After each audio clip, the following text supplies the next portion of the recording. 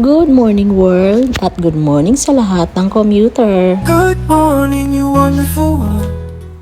So it's been a month na nga na ganito kami lagi kaaga ni Daddy. Para naghahanda, hindi lang para pumasok sa trabaho, kundi para makipagsabayan sa traffic at makipaghabulan sa oras. Preparing pa lang ay feeling pagod na. Sa motor pa lang, survival mode na. Jacket on.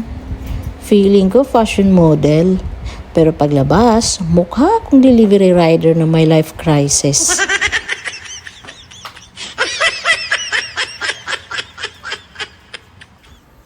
Helmet, check. Backpack, check. Siyempre, hindi natin kalimutan ang backpack kasi lahat ng ating paraphernalias ay nandiyan nakalagay sa ating bag.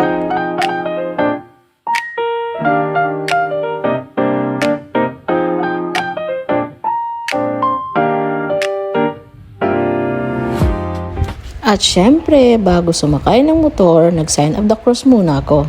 Hindi dahil holy, kundi dahil lubak level 99 na naman ang aming haharapin.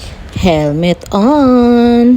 Shota mga kabiyahero, pagsuot ko pa lang, parang si Darth Vader papasok sa trabaho.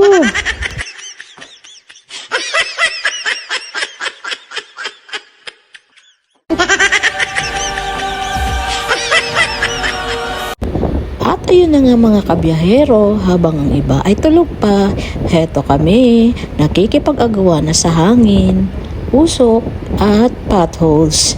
Para sa pangarap syempre, alarm clock namin hindi lang ring-ring, kundi bayarin, deadline, due date.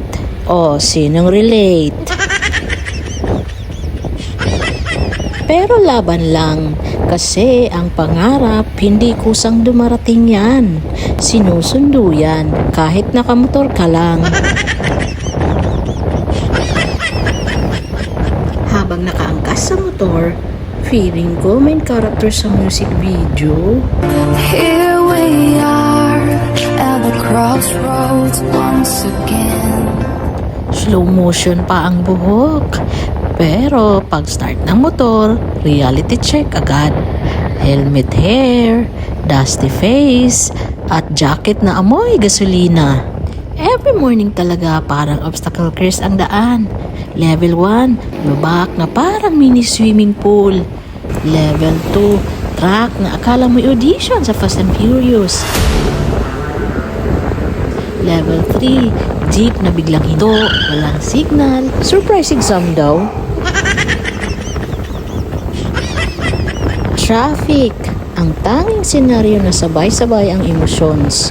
Galit, pagod, gutom, antok, combo meal.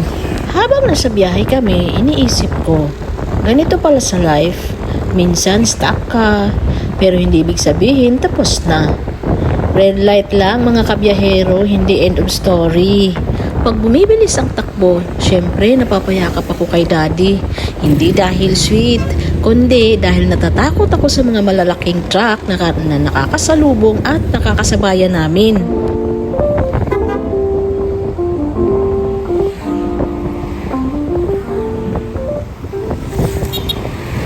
Pero sa totoo lang, ang sarap ng feeling. May kasama kang lumalaban araw-araw. Hindi man perfect ang buhay, may partner ka naman kasamang humaharap sa struggle.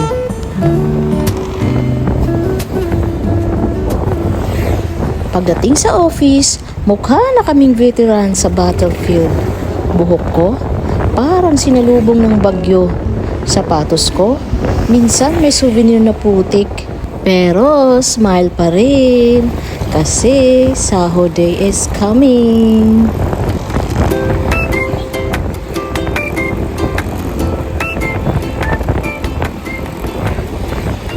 Sa bawat kilometro ng aming takbo, iniisip ko na lang, hindi kami nagmamadali, pero hindi rin kami titigil. Kailangan lang na matignan ng positibo. Iba ang masipag kumpara sa positibo. Kahit pagod, kahit traffic, kahit ulan, tuloy-tuloy lang. Kasi may pamilya kaming umaasa, may pangarap kaming hinahabol, at higit sa lahat, may Diyos kaming pinanghahawakan.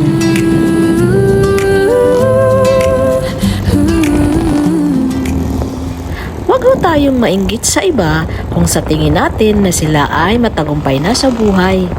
Alahanin natin mga kabiyahero, hindi pari-pareho ang daan ng bawat tao. May mabilis, may mabagal, may lubak, may traffic. Pero pari-pareho ang goal. Makapunta sa mas magandang bukas. Believe in yourself. You've got the power. This is your life. This is your hour. Follow your heart. Sa bawat ride namin, hindi lang ito papunta sa trabaho. Ito ay papunta sa pangarap. Never stop dreaming, keep reaching for the stars. Believe in yourself. Sa simpleng buhay, unti-unti kaming umaangat. Hindi dahil madali, kundi dahil hindi kami sumusuko. Sa totoo lang, hindi mahalaga kung gaano kalubak ang daan. Basta may Diyos kang pinanghahawakan, makakarating ka rin.